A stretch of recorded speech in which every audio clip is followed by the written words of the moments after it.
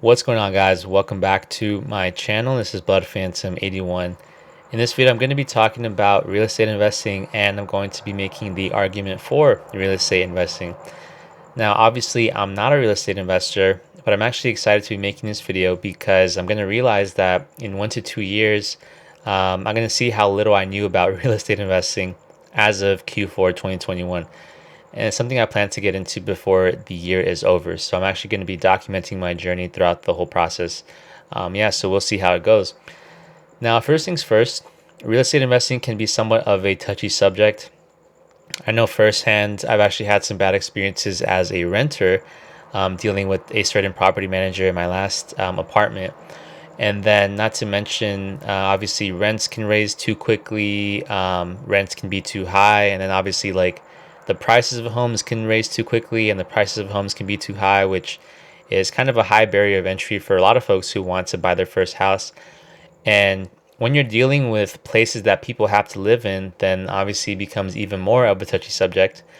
And then the last thing I'll say is that when I go on YouTube and actually watch videos of folks that do real estate investing, it's sort of like the idea of taking advantage of people is part of the advantage or part of the appeal of real estate investing. Like, I remember I was watching this video. I'm pretty sure he had like a few 100,000 views on this video, and he was talking about this deal that he scored, and he basically bought a house from like an old lady. It was like his friend's grandma, and he bought it for a price that was well beneath what it was actually worth. And so she didn't actually know the price of it, and he kind of like just swooped in and took that deal. And then that was like part of the whole thing. Like, that was like what made real estate investing so great. And so I was like, this is kind of weird. Like, I don't know. And so I want to do it ethically or whatever. But it certainly has left a bad or weird taste in my mouth, and I'll just put it that way. Um, but with all that being said, I do want to get started with at least buying my first house and then consider the real estate route after that. I don't think all real estate investing is unethical or bad. I just think like there are some sort of shady practices. I guess the same goes for the stock market as well. But anyway, now let's move on to why real estate investing. All right, so the first why is because it's passive. And let me go ahead and put air quotes on it because there's going to be people in the comments that are saying, like, how could it possibly be passive? Like, I have to fix stuff every now and then. Or like my renter calls me with some issue that I have to deal with, like I have to screen my tenants, etc. So that's actually a great point. I don't disagree with that necessarily, but I'll tell you why I think it's passive.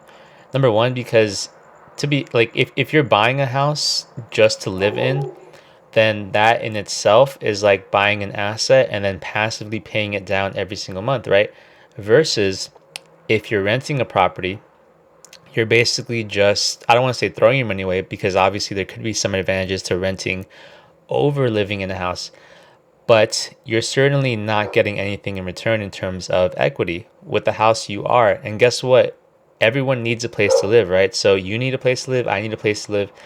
And so if you buy a property, you're basically paying down an asset that then you can use to either, sell the house and like upgrade, or heck, you could even do some upgrades while you're living in the house and get some equity that way. And obviously the house appreciates over time. So it's like a savings account or forced savings account that basically grows and that you can turn into a weapon as far as an asset goes. And then the other aspect of being passive is that if you do choose to go with a property manager, then it can be totally hands off. And if you have like, 5 properties or something, then a lot of the headache that would go into actually managing the properties kind of goes away if you have a good property manager. And so that's why I personally think real estate is passive, and I'm as lazy as they come. And so I actually look forward to this part of it. The second part of it is the cash flow. And so what excites me about this specifically, I know that people talk about cash flow all the time. What excites me personally is that uh, I looked at some properties in California, particularly like condos, for example. If I buy a condo, that condo could actually fund my living expenses. And so obviously, that's assuming that I rent it out, obviously, and that's assuming that the property is paid down. But if you just think about it for a second, how inspirational is that? You say, okay, if I have this condo that's being rented out, all that has to happen for me to like, have my living expenses paid off is for this property to be paid off, then I'm like making baby steps, making my way towards early retirement, right? And so that's part of the appeal. And so imagine if my living expenses can be paid off with one condo, what about three condos, right? And so that would cover living expenses plus any kinds of luxury expenses. Obviously, not too luxurious, but you get the idea. And obviously, the more properties you have, then the more luxurious your lifestyle can be. And this is not a new concept, of course. Like dividend investing is basically the exact same thing. Like you buy stocks, and then the shares that you own obviously pay you dividends. And the more shares you own, the more dividends you get. Obviously, it can snowball. It's the exact same concept. But with the property, it's a lot more, I should say, like, it's a lot more moving, right? Like, one property really moves you from this point in the line to like this point in the line, right? And so, yeah, you have a lot of options with real estate in terms of cash flow. Number three in my whys is because at the end of the day, it's an asset, right? Like, it's not like you buy this thing and it depreciates, or it's not like you buy this thing and then you lose your money forever. Like, I mean, obviously there could be some bad situations, right? But for the most part, you buy this thing and it just means that your money is tied up into the house, right? Like your money is still there and it may be kind of hard to access. So I guess in a sense, like begs the question, is your money actually there if you can't really access it all that much? But rest assured, it's still there, even if you may have to take out a loan to access it. Point is, it's still there, right? And so this is an asset that then you can turn into a weapon of some sort, right? And so the point of retiring is to basically buy more assets than liabilities, and then kind of work your way towards that. And that's how you retire early. Okay, now let's get into the how I'm going to do it. And step one in the how is I'm going to do it one at a time, one property at a time. And this actually takes the pressure off of making that first really great purchase or really getting that first really great deal, because you're expected to make mistakes in the beginning, right? And so I had actually been putting this off for a while now, whether it be because of opportunity cost or anything else. And I was even thinking about renting for another year, but like I just I was just getting so sick of putting it off. I was like, even if it's gonna cost me like a little bit more today, like I just turned 26 like, a few weeks ago.